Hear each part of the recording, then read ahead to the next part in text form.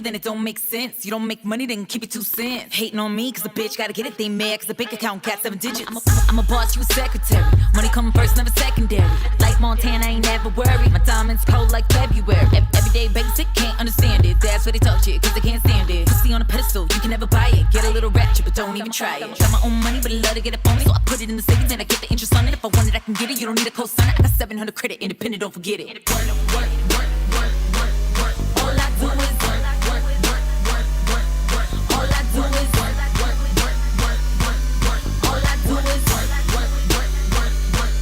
man, I get this.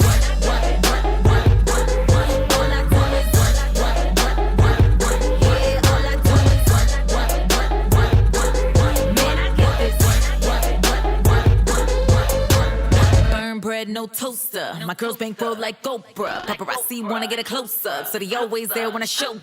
Got a car in the crib and a bag full of chips, so your man always begging for a call and a kiss. Pretty girls working, I know he wish he could move with the job to the boss of the shit. Wanna employ me? How to put him in his place like an employee. Make a little space for your girl to breathe. Inhale, exhale, now back to work. They say my name is a compliment. Bitches mad cause queen so confident. Presidential, y'all just copy it. Go sit your ass down where the lobby is. Let's go, ladies and gentlemen. Welcome to a new episode of Tuesday Night Football Conversation with the boys. We have a new addition to the mix. Instead of your primary two individuals that you're normally used to seeing talk, myself and Peter Lucas, we have an addition to the mix. We are adding Brandon for Forever Faithful Podcast. He's going to be part of our show every Tuesday. So make sure to lock in every Tuesday at 6:30 Pacific Standard Time to watch us three talk about the 49er football. But we're going to be doing this not just on the Niner Sickness podcast, but we're going to do this on all channels. So make sure to follow Peter on his channel. Make sure to follow Brandon on his channel. All the descriptions and channels are in the description below. Welcome, everyone. Let me introduce Peter Lucas, who needs no introductions, to the chat. How you doing, Peter? What's going on, Beto? Thank you for the kind introduction. Hey, we are riding high off this last victory. We're getting ready for this Thanksgiving for big men like me. Like we trying to get it in at this food table.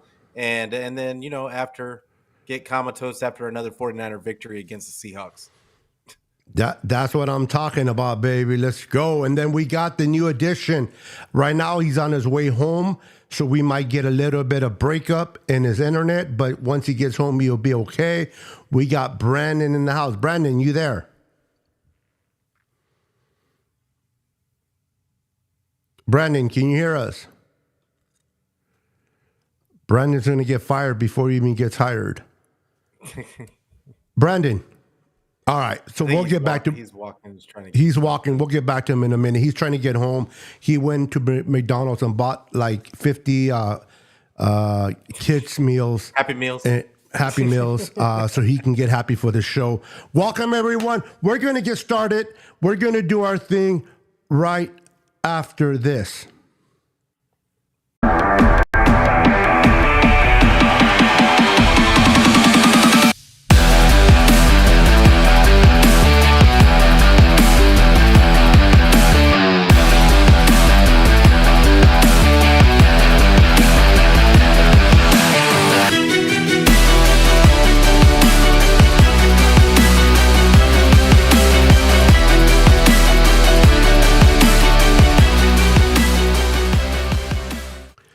Welcome back, everyone. Welcome back. Oops, that always messes me up. Welcome back. I'm going to be doing a new intro, hopefully next Tuesday, if not the following Tuesday for sure, with all of our channels. Things are going to be a little bit different, but myself, Peter, and now Brandon adding to the addition, we're always going to be talking to you about the 49er football. We're going to bring you updates. We're going to give you our point of views on how we see the game.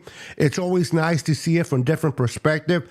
I may see one thing, Peter might see something different, and you get Brandon to see something different as well. And so you're going to get the perspective from all three of us, and this should be entertaining for you. And then we're going to do towards the end of the show, we're going to do a Q&A. You guys ask questions for either myself, Peter, or Brandon, and we will answer your questions to the best of our ability. Brandon, now that you're actually officially back, I was introducing you, but you were frozen. How you doing, Brandon? Welcome to the podcast with us now going forward. What's going on, guys? Sorry about that. I just got back home and connected to the Wi-Fi, so that's why I got disconnected. So, but yeah, I'm good. I'm here, ready for tomorrow. Not tomorrow. Thursday night football against the Seahawks. So that'll be fun to watch, especially on Thanksgiving. Yes, it's going to be fun to watch, man. So let's talk a little bit about the game that just passed, and then we'll break in the game that we'll be playing on Thursday on Thanksgiving. And for those that are watching and tuning in, happy Thanksgiving to each and every one of you. Hope you guys have a wonderful Thanksgiving with your loved ones and family. So let's talk, and I'm going to open it up with Peter. Let's go ahead and break down a little bit of the Bucs game. What did you like and dislike about that game from your point of view? So, I mean, it's impossible not to like what Purdy did, right? I mean, a perfect QB Come rating. on now. I mean, defense, I mean, held them to 14 points. They're now number one in the league or number two in the league in points. So I mean, Wilkes is obviously figuring some things out. He's improving on some things that maybe he was trying to get used to these players. And we had another 4-sack game. I mean, it all good signs going into this short week. I mean, we did have some unfortunate incidents. I mean, losing Hufanga for the year, but Jair kind of stepped in. Jair Brown stepped in and performed admirably. Made some really key plays down the stretch, and so I mean, hopefully he can step in and right where Hufanga left off, and we can just keep it rolling. You're on mute, bro. Yeah, I keep doing that because I don't want my birds to be in the background.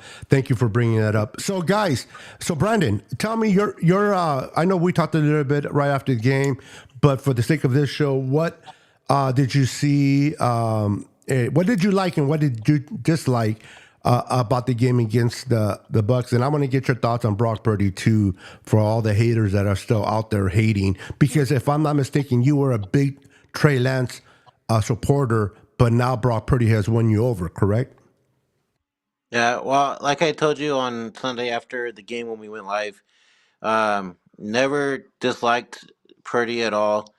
My only question was how he was going to be come start of the season with his elbow. I also wanted to see Trey Lance, but things happen and Purdy came out and he was looking good. So the fact that he is looking phenomenal so far and looking like MVP candidate for this season. I mean, shit, we're tied with Eagles and Chiefs for Super Bowl odds, so that should tell you something there as well. This game, there wasn't anything not to like besides Hufanga getting hurt. Everybody looked great in all three phases, and it was a fun time to watch. Just like we talked about again on Sunday, Beto, this offense is really fun to watch now. So that's another thing. So yeah. I'm in mute again. Awesome, guys. Listen, let me go ahead and just start welcoming everybody in the chat real fast. Give them the proper air horn or royalty entrance. I like to acknowledge, because I'm a firm believer, and I believe you guys would agree with me, that we love to do what we do, come on here, do our podcast, but without the viewers, it'll just me, Peter, and Brandon just hanging out. So you guys are the true MVP of the show each and every time. So let me go ahead and acknowledge VZ. I don't know if I pronounced that correctly. 408. Welcome, my brother. Welcome. We got Jimmy PS in the house. What's up, Jimmy? We got my boy, the Shaw Show. Ancho, how you doing, brother? We got Daniel Burry Sports Highlights in La Casa. What's up, brother? We got Daniel Cantu in the house. What's up? What's up? We got Ismael Ortiz in La Casa. What's up, brother? Welcome to the show. Welcome to the show. We got my boy, my brother from my different mother, Rick Diaz. What's up, brother? We got royalty in the house. East Coast Red and Gold podcast, Jess. For those that don't understand what I do, the air horn is always for the gentlemen, and the royalty entrance is always for the ladies that are in the chat, so that you guys are aware why I do what I do. Always give the ladies a special treatment, because we all need them. Yeah, for sure. Rick Diaz says, "What's going on, Peter?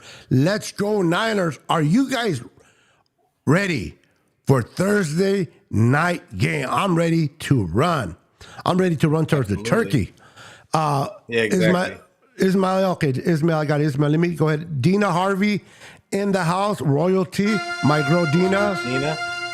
Welcome. Let me, before I start answering questions or comments, let me go ahead and make sure I acknowledge everyone. We got John in the house viewing.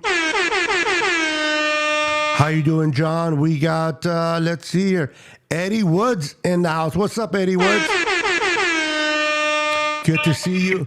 What do we got here? All right, so that's it for now. All right, guys, so I will be looking at the comments, bringing up comment now. I'm going to be clear real quick. I may not always bring everybody's comment on here. I'll bring the ones that I feel that are interesting to bring up. So don't feel left out or he don't love me and so forth. I try to get engaged, especially when we have two other gentlemen on the podcast.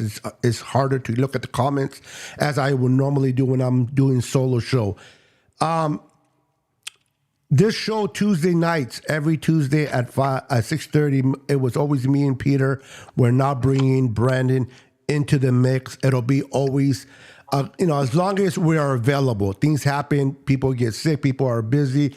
So it's always nice to have three, because if one can't make it, at least there's two that can do the show and so forth. But every Tuesday, we're going to try to bring you a show at 6:30 Pacific Standard Time for your entertainment and information.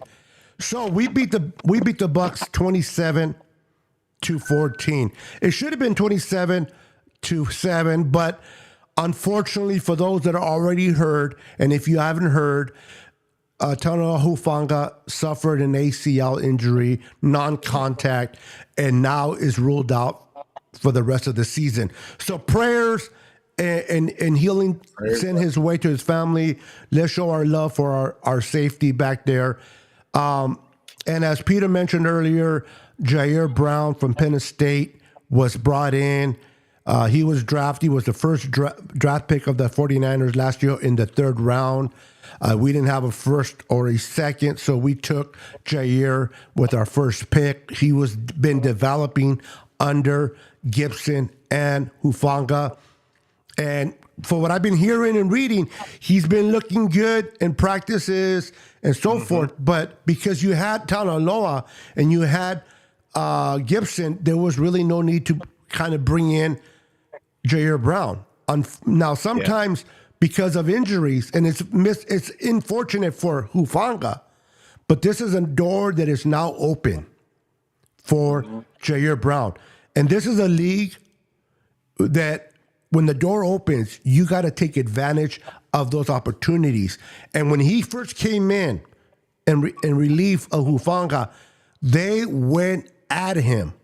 And they went, and he kind of didn't he didn't backpedal. He kind of got like the only way I can think about it is like getting stuck in quicksand. He didn't move, and a 41-yard pass was thrown over his head, and he just got blown on that. But did he crawl and go into a little hiding shell and look like, oh, I can't do this?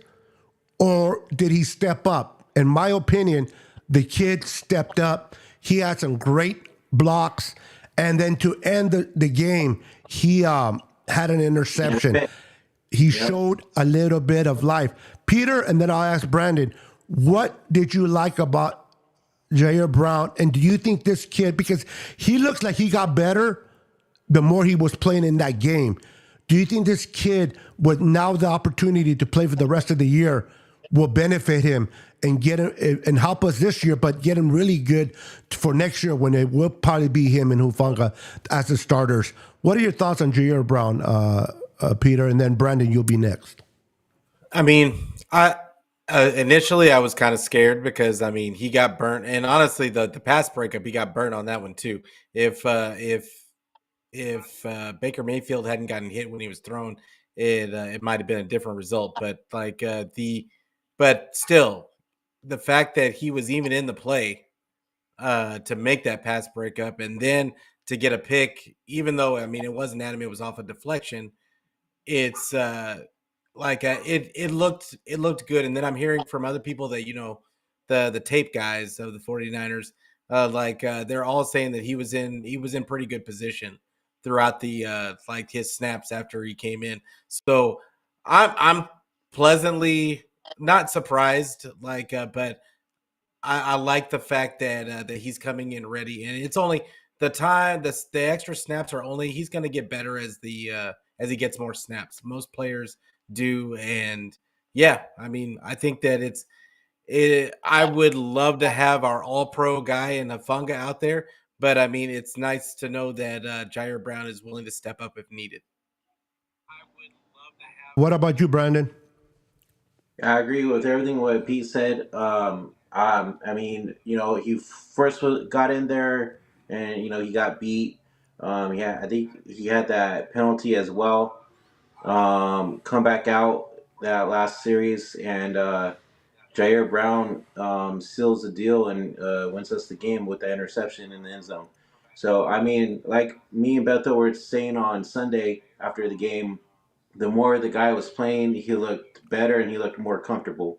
So I'm excited to see what he brings to the table tomorrow. See, I keep thinking tomorrow's Thursday. You're hungry, that's why. I'm on vacation, that's why. So everything's all messed up. You gotta love vacations, bro. I've been on vacation since 2016. Yep. It was the last day I worked, bro. So I love it. No, I hear you guys. Listen, I know we're talking about the Buccaneers, and we're gonna move on to the Seahawks. I'm gonna just do this. We're gonna make this show a little bit exciting. We're gonna go on a rant, all three of us, and because I really feel that Brock Purdy doesn't get the love that he deserves. I'm tired of hearing. And I want you guys to bring it. When I give it to you guys, when I give you the microphone, I want you to bring it. I want you to speak how you feel, because I feel that there's a lot of Trey Lance guys out there that wanted Trey Lance, I wanted Trey Lance. I was looking forward for Trey Lance to come in and do his thing. I was excited. I was happy that he got drafted by us. He just didn't work out for whatever the reasons are. He didn't work out. And Mr. Irrelevant, pick 262 was taken, and he's just showed us in that Miami game that this guy was the real deal. I understand to be kind of critical in the beginning, like, is this guy the real deal? What about against Tampa, the following when he had to start? Our defense is going to look at tape. Are he going to make the proper adjust? The kid did nothing but win, get better and better and better. The only game he lost last year was the NFC Championship game because he was not able to finish the game due to injury. Then because of that injury, the whole offseason, all we heard is he going to be the same Brock Purdy? Is he going to be worse? Can he come back? Is his career over? All this negativity. And there's a lot, not everyone, but there's a lot of Trey Lance fan base that want to see Brock Purdy fail. It's like, to them, it's more important to be right than for our team to be successful. Like they want to be right. They want to see Brock Purdy fall on his face, eat egg, so they can say, I told you so, that he wasn't good, rather than saying, hey, I'm a Niner fan. I was rooting for Trey, but Brock came in. He's making our team good. I'm going to support him because overall, I carry the Niner logo, not the name on the back of their jersey. So, Peter, I'm going to start with you. So prepare yourself, Brandon, after that. What is it about people? They can't just accept that Brock Purdy is not a mediocre quarterback. He's not just a system quarterback, but he's a quarterback they can adjust and can go off plays and make plays during those times. So I want to get your thoughts, and I want you to lay the wood, bro. So, I mean, there's a few things here because number one is you've got the people that watch ESPN and Fox News. So you got those people that listen to the Stephen A. Smiths, that listen to the Shannon Sharps, that listen to the Nick Wrights, and honestly, they're swayed by what those guys tell them, like because they're supposed to be experts, and I would say a majority of people want to listen. They just want to listen. They don't want to come up with their own thoughts just from just watching the games, and it's unfortunate, but I like to just watch the games and come up with my own opinions. But when you listen to ESPN's and the Fox Newses, what you're going to get is a bunch of rhetoric, a bunch of nonsense. They're probably not even watching the games. They're just giving a bunch of notes to talk about before they go on air. So I don't entirely fault them, but at the same time, watch the game. Like, I mean, if you're watching the game, then there's no way that you could come away from watching one of Purdy's games and think that he's been any less than spectacular. And even in the losses, like he played well in the majority of those games. Did he have a couple of mistakes? Yes. Does every single quarterback in the league make mistakes, including the Mahomes, including the Herberts, including the Josh Allens? Absolutely, they all do. But I think people hold Purdy to a different standard. They want to confirm their own biases because of the fact that he was picked in the 7th round. So everybody wants to confirm the fact that there's a reason why he was picked in the 7th round. Once the draft is just a way for you to get in the league. I mean the GOAT in Tom Brady was drafted when 6th round.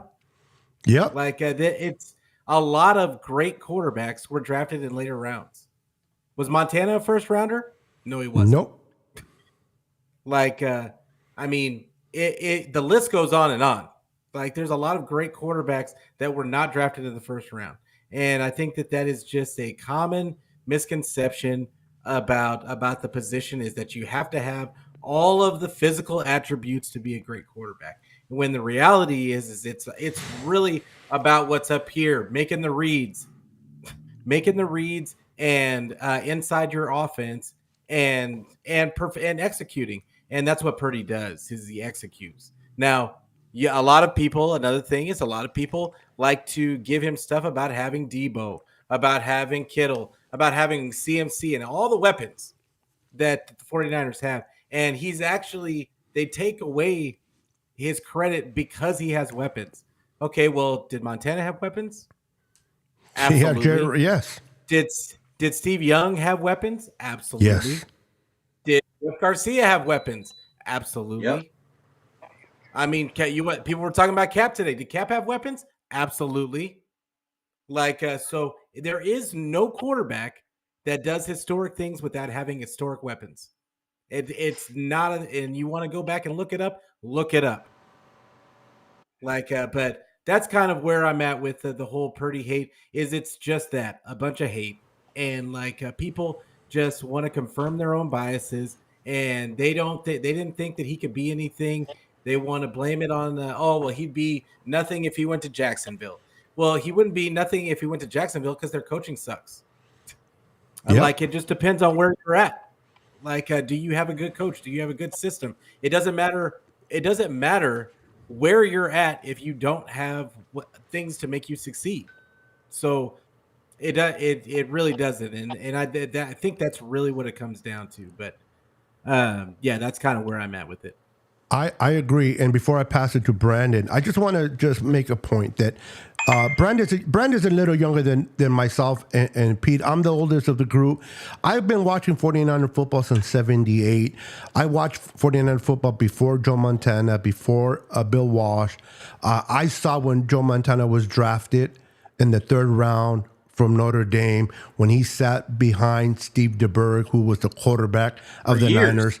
For years, exactly. Now, people know. Listen, when people compare things that Brock is doing to Montana, a lot of these young kids, and I don't mean to be offensive when I say kids, but when a lot of the young people that haven't watched or never seen Montana play on live TV tend to get upset. Why are you comparing Brock Purdy to the legend? Why are you comparing Brock Purdy to the Hall of Fame quarterback, the best quarterback ever? Listen, I want to just burst your bubble for a minute. Joe Montana, before he became a 4 Super Bowl champion, Hall of Famer, he was a kid that was drafted in the third round. There was a reason why he was drafted in the third and not in the first round. He was taken in the third. A lot of teams passed him up, as they did for Tom Brady. Joe Montana had to be developed into who he was, and everybody now knows because of the history that Joe Montana was who he was. But a guy like myself, Pete, that watched Montana come in, he wasn't the Montana that he was when he retired. He struggled. He turned the ball over. He made mistakes. People were questioning Montana. Jerry Rice, when he came in as a receiver, all he can do is fumble the damn ball. He couldn't catch a cold in the freezer. And people thought he was going to be a bust, and he's arguably the best receiver of all time. My point before I give this to argue, but not arguably, you're absolutely right. He is the best receiver of all time. Before I pass it to Brian, I just want you guys to understand, Brock Purdy is in the process of going through his career. But what he's shown so far in his early career gives us a glimpse of hope that this kid is a special QB. The perfect QR 58.3, the last two quarterbacks to ever do that in 49er history was Joe Montana and Steve Young. That means Garcia didn't do it. That means Kaepernick didn't do it. Alex Smith, all the quarterbacks that went through did not do it. This kid is doing it. We don't know what the future holds. Just like at the time, I did not know Joe Montana was going to be a 4 Super Bowl Hall of Fame quarterback. We got to give this kid a chance to develop and showcase. But I love what I'm seeing today. With that said, Brandon, I want to hear your rant on Brock Purdy. Why are people so much hating on this kid? It's because of the place that he was drafted in. If this guy was a top draft pick, they'd be saying the complete opposite. It's ridiculous. It's annoying. That's And a good point. who gives a flying fuck about what these fuckers say? Sorry for the curse words, but it just pisses me off. I watched First Take yesterday, and guess what? Of course, Shannon Sharp. He says he has all these weapons. That's why he's doing so good. Blah blah blah blah blah. I'm like, dude. So did Patrick Mahomes. So does Josh Allen. So does Jalen Hurts. So does Tom Brady when he was playing. So did Peyton Manning. Like, you can name all these quarterbacks that had a bunch of freaking great players around him. Like, that doesn't matter. Let me put it this way, dude. With the numbers that Purdy is putting up right now this season in this season's football, compare Jalen Hurts and Brock Purdy. I actually sent you a graphic on Twitter if you would like to bring it up or not. Purdy has better numbers than Jalen Hurts. And tell me why he's still not getting talked about on how great he's been playing. Why is he not in the MVP talk like Jalen Hurts is? It's because of these draft picks. This whole so-called where you're drafted at, right? Doesn't matter, like what Pete said. Doesn't matter where you're drafted at. It's just getting into the freaking professional football league. If you perform out there the way Purdy has been doing these past 11 weeks, then you know what? Doesn't matter where you're drafted at. If you're proving that you're doing awesome, then you should be getting the praise that you deserve. And honestly, I think Purdy should be in the MVP talk right now. Point blank. Absolutely. Period. Absolutely. And real quick, just to your notation about the graphics on Twitter, what I'm going to do is I'm going to create a whole situation where whenever you bring stuff like that, articles, or either one of you, I'm going to be set up for the next show where I can be, where we can switch to that scene and we can emphasize either videos, we can emphasize articles. I'm going to be more prepared going forward to make this show more smoothly and informative to our viewers. I just want to comment real quick on Mr. Brown, Ronnie Brown.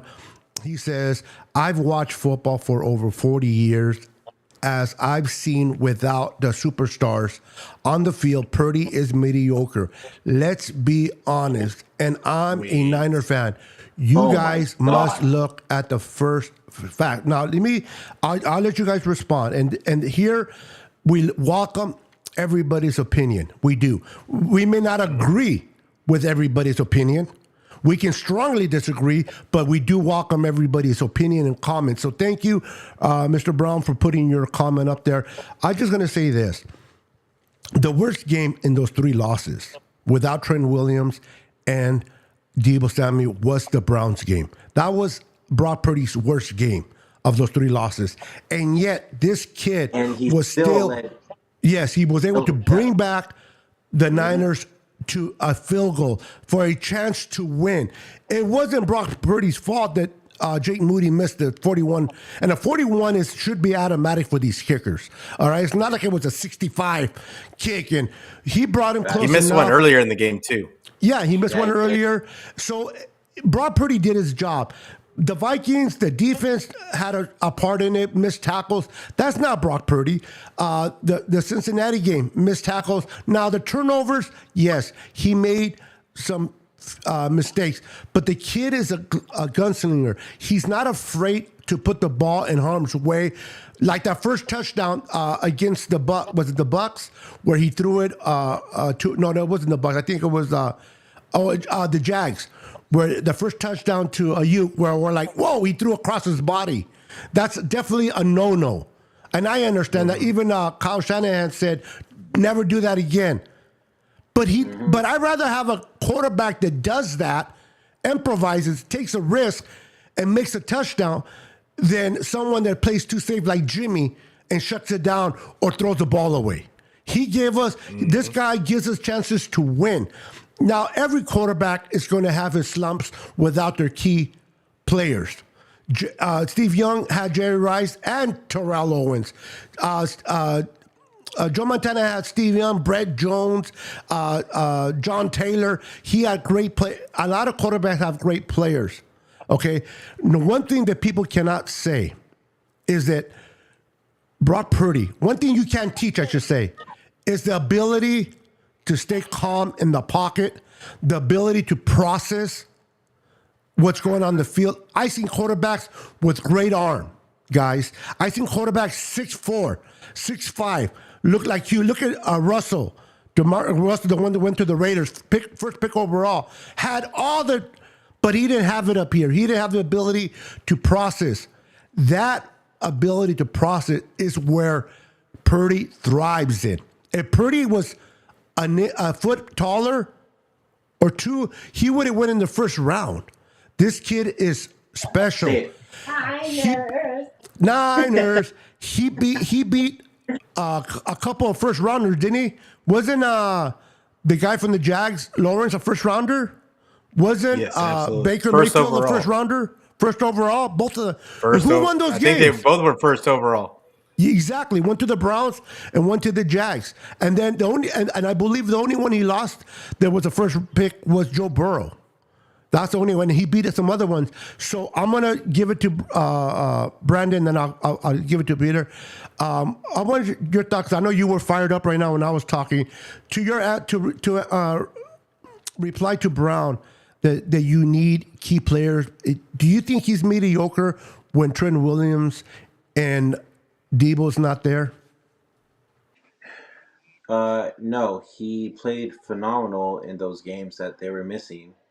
Uh, it's just our defense didn't look too good as well, and people are going to blame Pretty for that. But it's the defense was struggling those games, but Pretty was putting up numbers still, and I mean, shoot, I think the Vikings game was what? I think he had like 300 and something yards, right? Yeah, like Something like that. 370. Yeah, see, so like you're putting up numbers, but we couldn't win the game. But he still played good in that game, even though we lost. Like it wasn't Mm-hmm. all on Pretty. It was defense. It was all three sides. To be honest with you. So I mean, yes, he made stupid mistakes with the interceptions or whatever. But all quarterbacks do. But people are gonna bash on Purdy because he was the last overall pick, and people are getting mad because this last overall pick is doing better than what anybody expected to. Yep. And before I pass it to Peter, I'm going to give it right to you, brother. This comment from Brown, I just want to read it. It says, let's go back to the Philly in the playoff game. Putting pressure on Purdy, and he will fold. It's way too young to crown him the best to do it. Win is a win. Now, I don't know about my guys, and I don't think they are. Nobody's crowning him anything. We're just acknowledging his abilities. Now, you said putting pressure on Purdy, he will fold. If anybody watched the Monday Night Football, how did Patrick Mahomes, who arguably everybody wants to say he's the best quarterback in the NFL today, and arguably he is, how did he look against that Philadelphia defense when they were all over his face? He folded a few times. Every quarterback In the Super Bowl. In the Super Bowl, he didn't even. How many yards did he have in the Super Bowl? Yeah, He had like a couple over 200. yeah. Like I mean, it was. Yeah. Anyway, like I mean that. Go for it, bro. Do your rant. Yeah. Here's the thing, and like I said, right. Like I mean, I get it. Nobody's giving Purdy any excuses for the times when he makes mistakes. He made mistakes. My point is that every single quarterback in this league makes mistakes. Patrick Mahomes makes mistakes. Josh Allen makes mistakes. Herbert makes mistakes. And correct me if I'm wrong, how many quarterbacks have Super Bowls in the league right now? That are in the league right currently? There's two. Yep. There's two. And this is the thing. So if you're gonna sit there and say, "Oh well, he hasn't won," okay, so basically you're saying only Mahomes and Matt Stafford, who has proven that I mean he had a good team, but he ain't the great. He's definitely not the GOAT, and because he makes mistakes all the time, he made mistakes throughout their Super Bowl run, and they still got a Super Bowl. Like they still got a Super Bowl. So it proves to you right there that he doesn't have to be perfect. Purdy doesn't have to be perfect. He's got a team behind him that can get him there. He's not supposed to be the end all be all. No quarterback is. It's supposed to be about being a team. And this is the thing. We keep talking about, oh, he's mediocre. Like he's like without his weapons, he's mediocre. Most quarterbacks are. Like I don't understand the need to point out every mistake every quarterback makes. The quarterbacks are gonna make mistakes. They're gonna throw picks. There's no quarterback that has gone through a season without throwing a pick. None. Ever. Exactly. And if you go deeper back into those all-time greats, they more often than not they were throwing picks. Like so we need to adjust our expectations. Not just Rodney. We're not picking on you, Rodney. Like I'm talking about, I would say about a lot of NFL fans need to adjust their expectation on what these quarterbacks are actually responsible for. Like because it's not just up to them. Some of these picks bounce off a guy's hands. Some of these mistakes, guys were running the wrong route. Like, I mean, it's not always the quarterback. And sometimes it is. But you know what? No person in this world, no quarterback is perfect. So that like there's my rant. Exactly. You want to add to that, Brandon? No, I'm just laughing at what Mr. Brown said in the comment section. Um, he said, listening to you all speak, you all are crowning him based on QBR stat, which we didn't bring up QBR stat at all when we were talking about him. And then he also said, let's win a Super Bowl first. I'm not bashing Purdy. I'm only stating facts. Okay. So he needs to be the third. He needs to be the third the third quarterback in the league to be okay, to be considered good. Okay. You know, it's funny. It's funny. I know we're talking about Brock Purdy. We're talking about quarterbacks, but it's funny that a lot of people, always has to associate success with Super Bowl trophies. That is the ultimate goal, is to win a ring. Absolutely. Nobody's arguing, at least not myself. Nobody's arguing that point. A lot of people say, well, Kyle Shanahan is not a good head coach until he wins the Super Bowl. That's asinine. The guy is a great head coach, a great play caller. Andy Reid, before he won his 2 Super Bowls, was an amazing, always been a heck of a head coach, and he went without a Super Bowl for 20 years. Mark Levy, great head coach for the Buffalo Bills, never won a Super Bowl, but he's in the Hall of Fame. Why? Because the guy can coach. So Brock Purdy hasn't won a Super Bowl yet. The Niners haven't won one. And I understand a lot of Niner fans are hungry. They want the 6th Lombardi trophy. We got to be patient. It's a process. There's 32 teams. How many Super Bowls have been won? People think that winning a Super Bowl is like getting up in the morning, stretching, and getting out of bed. It's not that easy. Listen, to someone that is not, I've been paralyzed, I've been disabled for 10 years. I know how it is to be able to jump out of bed, and I know how it is when you can't walk. People get out of bed like that, no problem. They don't think twice about it. When I was in my wheelchair, guess what? I couldn't jump out of bed. I had to take steps to get from point A to point B that I normally wouldn't have done without my disability at the time. My point of saying all that is this. Brock Purdy is heading in the right direction. He gives us great opportunity to win. Have we won one yet? No. We're going to be tested against Philadelphia in Week 13. Right after this game, Honestly, we played. Go ahead. I'm sorry, Pete. Jump in there. Sorry. Enjoy the process. No. Don't apologize. Go for it. All I was gonna say is after watching. Oh, it was Brandon. Sorry. Yeah, after watching the Eagles yesterday against the Chiefs, I'm starting not to be too worried as I was in the beginning of the season when we played the Eagles. Yeah, the Eagles. They are a good team. They are 9-1 for a reason. I don't care who you play in front of you. It's not easy to be 9-1. So I will give the Eagles credit because they deserve it. Yeah. Sometimes you win, and I'm not going against what you're saying, but I know I'm heading to your point. I know exactly what you mean, Brandon. They're 9-1, but they're not unbeatable.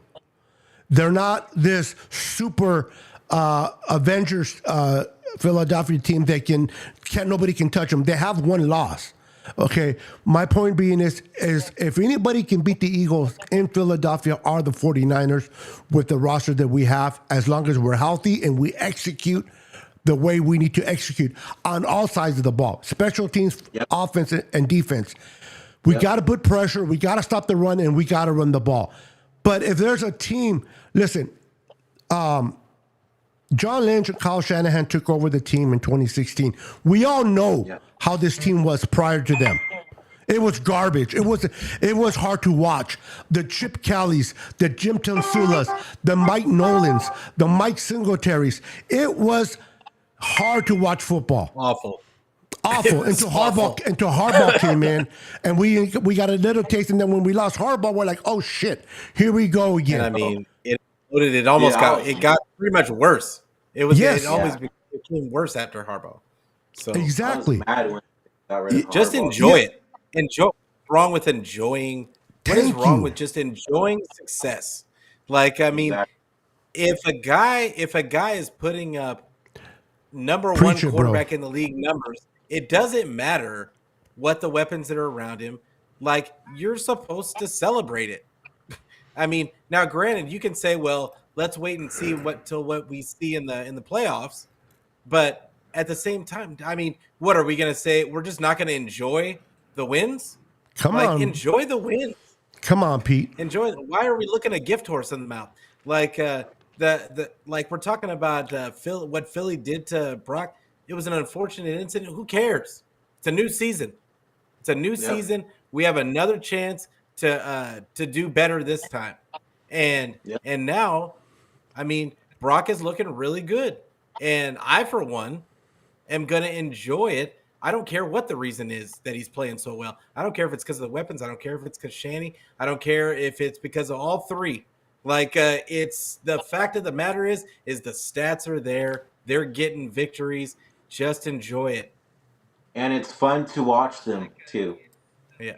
Exactly. It's fun. Listen, I want to win Super Bowl, guys. I do. I want to win the 6th Lombardi Trophy, but I want to be relevant. I don't want to be like the Rams where they put all the chips in the middle of the table. Lucky for them, and things have to go right. Some people don't, and I'm going to mention names, but some people don't believe in luck when it comes to football. There's a lot of luck that is involved in football. The Rams are a perfect example. If Tart didn't drop that ball that was just given to him from the sky, this could have been a different conversation for the Rams. There is a lot of luck involved. If that offensive line for the Cincinnati Bengals were not messed up, they would have killed the Rams in that Super Bowl. So luck takes into play. But they won. Now they're suffering. Now they're hurting. Who knows when the Rams are going to get back? My point is this: we did the same thing. We bought our Super Bowl in '94. We brought in a bunch of guys on defense, and we haven't won a Super Bowl since.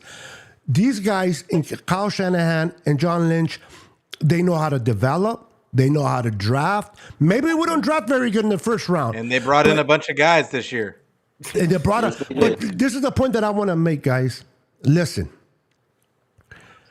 Since when Harbaugh took over, he took over a great team that was mismanaged and got to the NFC Championship and the Super Bowl. When Kyle Shanahan came in with John, they had this team was shit. They got rid of everybody but 4 players. They completely got rid of the roster. They built the roster from the floor up, and in 3 years, we were in a Super Bowl that we could have won, that we lost in the 4th quarter. People with forget a mediocre that. quarterback. With a mediocre quarterback.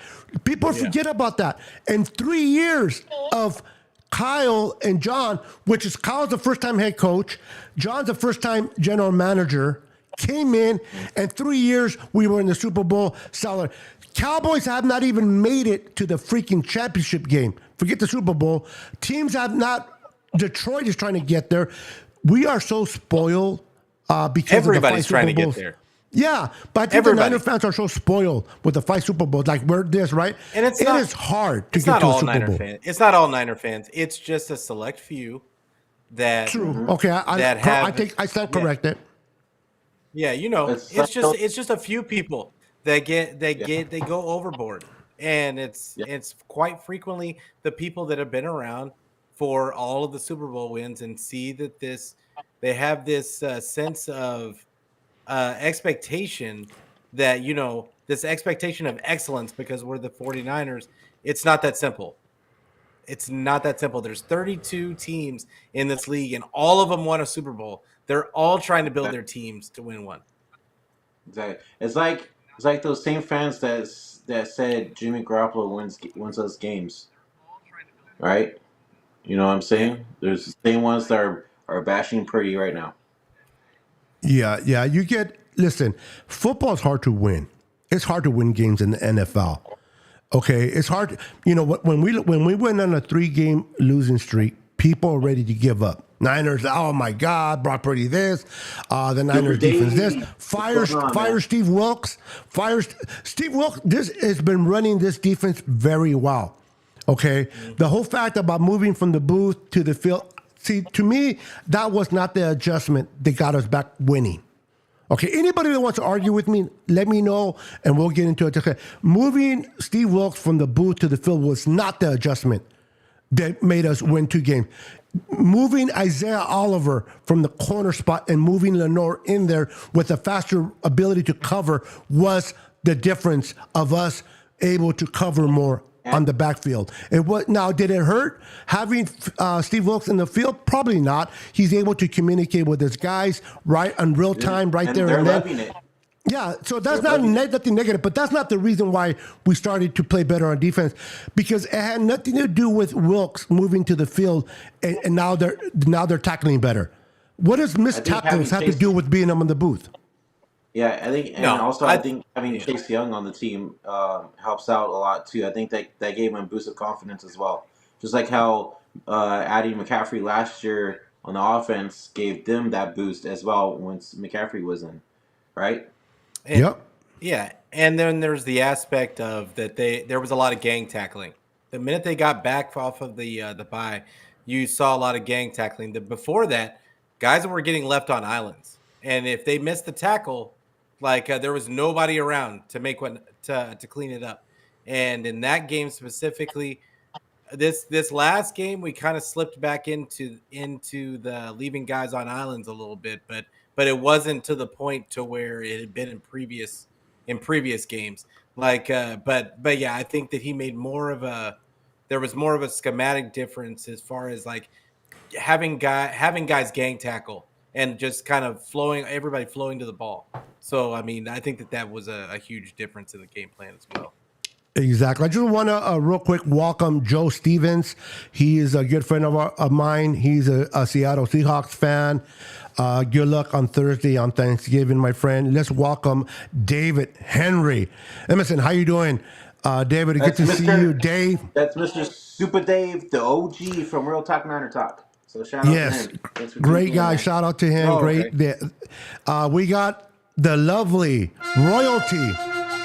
We got Laura Cat. How you doing, Laura? Nice to see you in the chat. Thank you for stopping by and hanging out. Truly appreciate it. So listen, guys, we're not. Let's move on now to the Seattle Seahawks.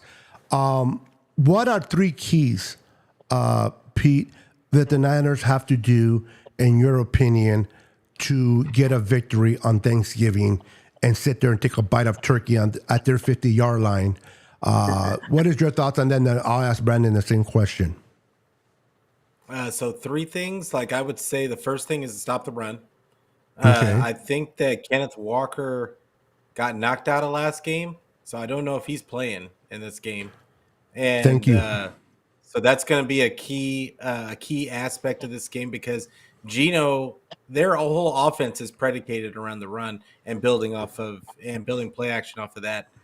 Their whole passing game is predicated on playing off the run. So Geno having taken a step back this year because they haven't been able to run the ball as well as they had, is a huge aspect, and they haven't found a way to use DK. I think DK is a big thing, and how Charvarius Ward guards him. Charvarius Ward always plays DK well, and that's really Charvarius Ward, Mooney Ward's thing, is playing those bigger receivers. He always excels against the bigger receivers. So I think that that's going to be a huge key to this game. And then the last one is they're playing on a short week in Seattle. And what's the weather going to look like? I'm kind of iffy, because this is the time of year, especially in Seattle, where I'm wondering what the weather's going to be like in that game, because the last time we saw Purdy in bad elements, it didn't look so hot. So that's my last key is this time of year. Every game I'm going to be looking at the weather report. Real quick, since I have Joe Steven, and he's, like I said, he has his podcast for the Seahawks. If you ever want to know about the enemy, guys, make sure to follow Joe Stevens' podcast if you want to know about the Seahawks. I said it's sunny and 40. Yeah, David said Walker will not play. I know he got hurt the previous game against the Rams. Now, I want to ask Steve, who follows the team. Steve, is there any, I don't want to say truth to that, but is that what Dave said? Is that accurate about your running back? Is he not going to play on Thursday, or is he day-to-day basis? Please let us know in the comment just to confirm. We should have brought him on. Yeah. Yeah, David Henry says Geno Smith arm is not 100%. I think he has an issue with his elbow. That might be an issue. I think Gino is questionable. Yeah, and then Steve. Oh yeah, Joe they did Steve, say something about he may not even play. Yeah, Yeah. and Joe Steve says you all have to run the ball, stop the run, and apply pressure on Geno, and that's something that I think that if the Niners are on their A game, can do. They can definitely stop the run. Now the Niners run stopping ability this year hasn't been great. They're still work in progress, but they're getting better. The addition of like Brandon said, the addition of Chase Young helps out tremendously because he now allows Bosa to get freed up a little bit. He allows Eric Armstead. As you notice, Eric Armstead play has gotten better since the addition of Chase Young. On fire. On fire. And that reminds me of the 2019 when Buckner was in that spot and it was D Ford. And Eric was able to step up. We got the crazy speed at the edge rushers. The quarterback runs in the pocket, and guess what? You're going to say hello to my tall friend, Eric Armstead or Hargrave in the middle. Okay, and if they run to the outside, they're going to run into the boys on the outside.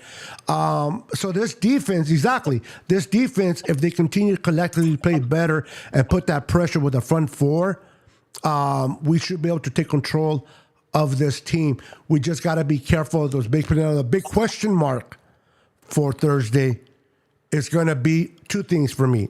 How is Jair Brown going to do? And and I know he hasn't been playing great, but I heard that Spencer Buford is hurt and may not play at guard. Okay, so we're Aaron already Banks out. is probably playing though. Yeah, so hopefully we can move Banks is probably Feliciano playing. over to maybe we can move Feliciano over to right guard and if Banks comes in. But whenever you have to make adjustments in the offensive line, is not great. Now, with that said, the offensive line has not been great. Not bad. It hasn't been great, but yet Brock Purdy, under all that pressure, is leading in a lot of categories in first place in the NFL. With this offensive line, imagine if we can give him proper protection, what this kid can do. Yeah. They also signed Ben Barch from the Jaguars. Yeah, I was just going to say that. Bart They back. pushed him out. Yeah, they had to, because they took him off the practice squad of them. They had to sign him to the 53-man roster. And I think the reason why they were able to do that too, because they put Hufanga on the IR. So that was a spot that was available. So it was perfect. Chris Hansen is in the house. Chris, how you doing, sir? Good to see you, my friend. And I just want to real quick say to Ronnie Brown, listen, I appreciate your comments. I appreciate your input. You're making the chat live, man. You're always welcome to come in. I know you said something earlier about bringing you on our show. Not today because of the way we're set up, but if you ever want to come on our show as a guest, I'll talk to my guys. We can make it work as long as we can keep it civil and cordial on a future live. Definitely, but we appreciate you being here. He says it's going to be sunny and 40. Oh, I like that. That's always a good thing. We got Dawn in the house. Rose, my little young sister, a mother of two beautiful girls, Ariel and Jayla. She's an amazing mother. She has two amazing daughters. A husband that it's okay, only way because he's a Raider fan. But I'm pretty sure he's a great father. I gotta give them a little hack with that. Now, Dawn is someone that I met on here. She's been a supportive of my channel on social media. She's a sweet person, man. Thank you for your faithfulness to my channel from day one. Appreciate you. We got, let's see, the Niners need to ensure that they don't beat themselves in this game, which means not making mistakes.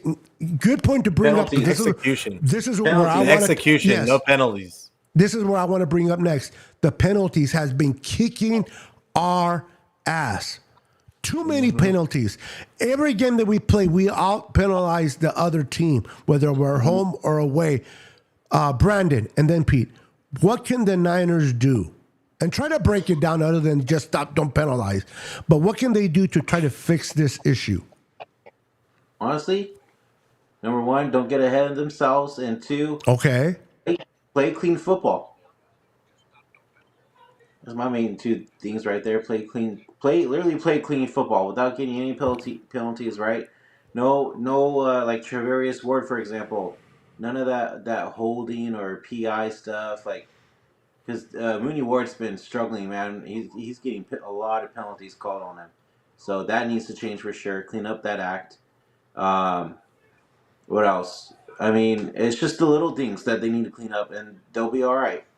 And with playing a division rival on Thursday, we have Seattle's number right now, so I think we'll be okay. I don't think we'll get that many penalties like we have been for the past couple weeks.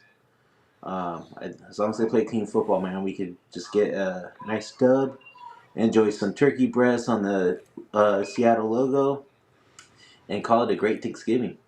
I'm telling you, man. It's but the good thing that Brock Purdy has won there already, so he's familiar with that crowd. He's familiar with that environment, so that's a plus. Mm-hmm. Anything you want to add to that? To the comment that Brandon just said, Mr. Pete. Yeah, I mean, it just really comes down to execution and really coaching with Kyle. And I agree to a point with Brandon about the issues in the secondary, but at the same time, there was a couple of those calls that are just brutal, and there was nothing that Mooney Ward could do, and like they were going to call it, period. Like you see it every week, and the league doesn't like defense. And teams know this, so they're just going to throw the ball up and see if they can get a penalty. That's what's going to happen, and the 49ers have to be ready for that. Like now, with that being said, on the offensive side, they've just got to execute. Like Kyle loves to do all these bells and whistles and motions and all these different things. Okay, well, it has to be executed to perfection, otherwise you're going to get penalized. So I mean, I don't expect him to simplify anything, but at the same time, they've got to execute cleanly, and the plays got to be run right. The offensive line can't be getting ahead and getting illegal procedures and all the other stuff. Like they just can't. They can't start in a hole, because what that does is that kills the running game. There was during the losing streak, they were averaging like less than 20 carries a game because they were just put in holes because of penalties, holding penalties, illegal procedure penalties. Like it was just execution stuff. So it's all about execution to me. Agreed. What about you, Beto? Absolutely, guys. Look at me. I'm so excited. I got my little voice back. I'm fired up, guys. I am so fired up to have David Villa in the chat. What's up, David Villa? We're going to kick the heck out of those Seahawks. All right, enough of that little voice things. Welcome, David Villa, to the chat. Welcome. Appreciate you guys in the chat. Yeah, so this game is going to be fun. It's going to be 3 games on Thursday. 9:30 is the first game. I think it's Detroit taking on the Bears, if I'm not mistaken. And then it's the Packers and Vikings, or Cowboys and Commanders. And then it's going to be the Niners at Seattle. It's going to be fun to watch this game on Thanksgiving, having Thanksgiving with the family, enjoying the families together and enjoying football. I can't wait for this game. Pete, is this a must-win game, in your opinion? We want to win it, of course, but do you think it's a must-win game?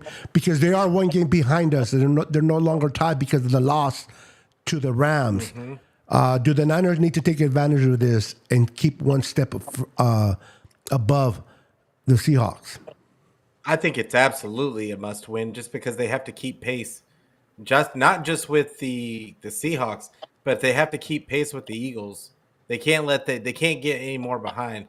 Like, they still have a chance to when they play the Eagles to catch up record wise.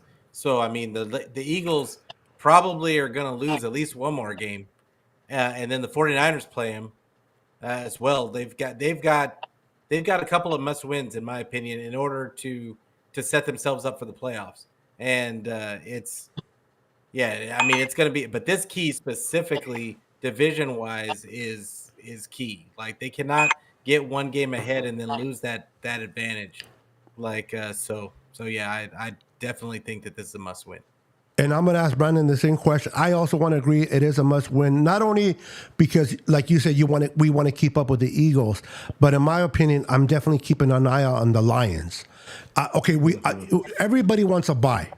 I understand, but I want to play 2 home games instead of 1.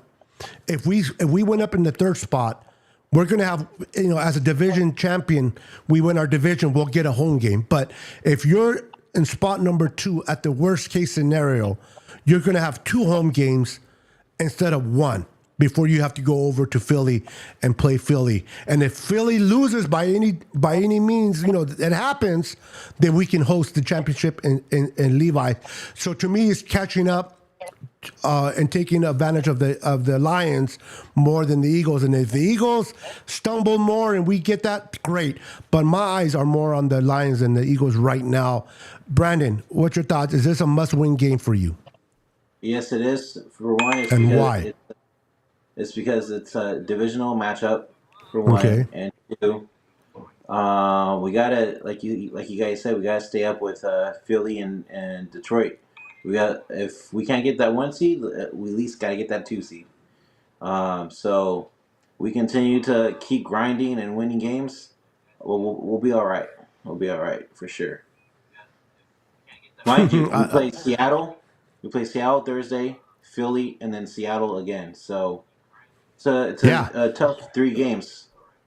So. Yeah, and then we move on a little bit, and then we have to face the Ravens on Christmas Day. So it's going to be interesting to say the least. Real quick, Don says, like I was saying before, the husband has not been watching the Raiders at all. I don't blame him. This year, he's been watching Niners. He's a smart man. Who wants to win? Who wants to watch trash play? But I'm just messing on with the Raiders. Hey, he could be worse. He could have been a Cowboys fan. Definitely. Chris says there's gonna be stupid flags on the Niners bucket. Yeah, I hear you. I don't want it, but I hear you, man. It sucks. And hey, on a note, the Rams have swept Seattle. Isn't it funny in the West, guys, that Seattle always has the Niners number, but the Niners have the Rams number, and the Rams have Seattle's number? How it works. And then the only one that are stupid that has nobody's number is the Arizona Cardinals. They're like the retarded kid in the corner that nobody pays attention to. You know what I mean? And I don't mean to offend anyone. If I shouldn't have said that. I take that back. But you guys know what I meant. Brandon, bail me out here because I just put myself in doo-doo. What's your thoughts on anything? Who's that? What's the name of your cat? I'm drowning over here. Freaking, I don't know if my friend's cat. Stupid me, man. Well, I apologize if I offended anybody. Here's my question to you guys. Who's your guys' X factor going to Thursday's game on offense and defense? Ask the question again. I'm sorry. Who's your X factor going into Thursday night, offense and defense? Okay. X factor, I'd say George Kittle.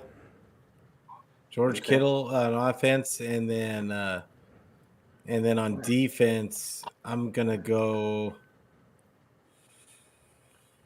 On defense, I'm gonna go. It's got to be. It's got to be Dre Greenlaw. Okay. Just with the run game. I like it. I like it. And for me, I'm really looking forward to seeing Deebo Samuel having a big game against Seattle. He usually does. I want Deebo Samuel to step up. He did great against the Bucs, but I want Deebo Samuel to step up, and I think he will. So that's my X factor. Deebo Samuel offensively. And on defense, it's going to be Chase Young. I think Chase Young will get 2 sacks in this game. He will bring the pressure. So defensively, it's going to be Chase Young. Offensively, it's going to be Deebo Samuel. What about you, Brandon? For me, it's going to be. I'm going to say Brandon Ayuk has another big game on Thursday, and defense. I'm going to say Nick Bosa has 2 sacks and a strip sack fumble. Oh, look at you. I like it. I like it. So, okay, as we finish the live, because we're past an hour a little bit, game predictions. Peter, what's your game prediction, and how many points did the Niners win by? I think the 49ers win this game. I'm going to say 21-10. 21-10. Wow. Oh, I love it. I love it. What about you, Brandon? What's your score prediction? I'll say 31-17. 31-17. So we get back into the 30s against this game. Okay, for me, I'm looking at let's see here. Their corners are pretty good. I'm going to say it's going to be 24-17. It's going to be a little closer than when people want it to be, but we get the victory, 24-17 Niners. People in the chat, please feel free to give your predictions as well, and I'll look at them later on, and we'll do a game later. Maybe next Tuesday, we'll talk about our predictions on the show as well. I'm gonna just to let you guys know before we go, we're gonna make this show really, really funner than it has been. We're gonna do giveaways. We're gonna do predictions. We're going to do little categories. And I'm going to get my boy Peter and Brandon involved. We're going to go head to head. We're going to try to make it as entertaining as possible, as much as informational as well about the team. So make sure you're not only subscribed to my channel, but make sure to go over to Pete channel, Niner Fanatic Podcast, and subscribe to his channel. On YouTube, make sure to go over to Brandon's channel, Forever Faithful Podcast, subscribe to their channel, because we are always going on all platforms. Support us as we bring you entertainment, as we bring you information. Please just return the love by supporting our channels and hitting the like button. It doesn't matter where you watch the live, but go to each of the channels and hit the like button, because the like buttons allows us to go out there on YouTube to share our videos with other Niner fans so that we can grow. With that, anything going on your channel, Pete, into next Tuesday? What do you have going on? So I'm going to do a pregame before the game, and then and then an instant reaction show like right after the game. So tune in for that. Niner Fanatic Podcast. I'm on YouTube. I'm on Twitter or X, whatever you want to call it. I'm on Facebook. I'm anywhere where you can get your audio podcast. I don't care where you get it. Just get it. I love it. Okay, Brandon, put in your information.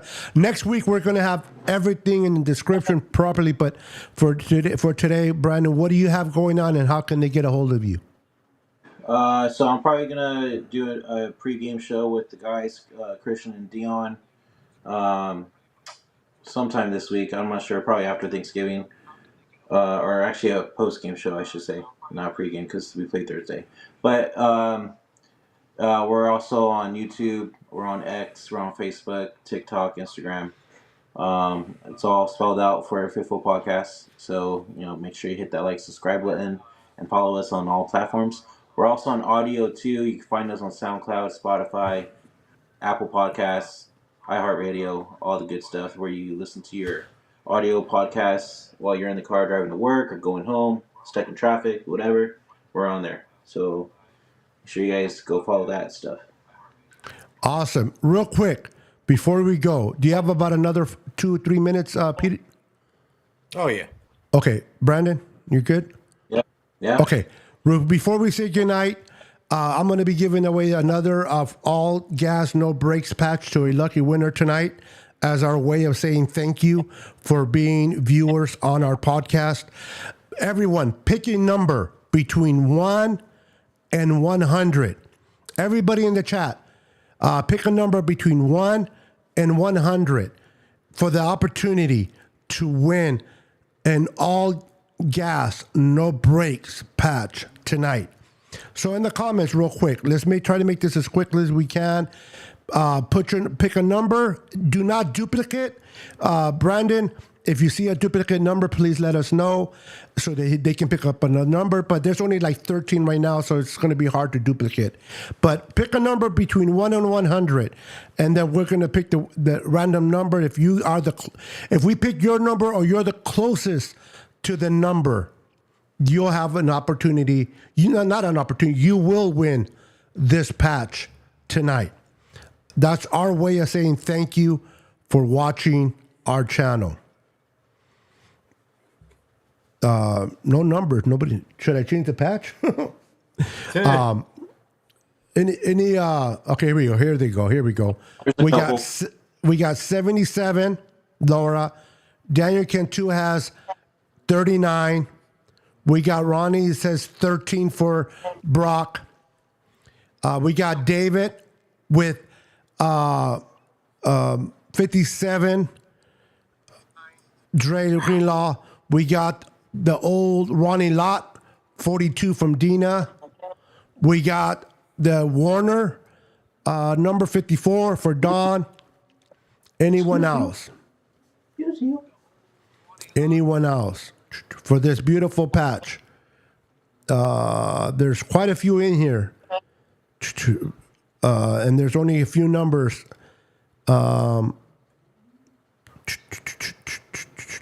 Anybody else? If not, one of these 1, 2, 3, 4, 5, 6 people are going to have the opportunity to win this patch tonight.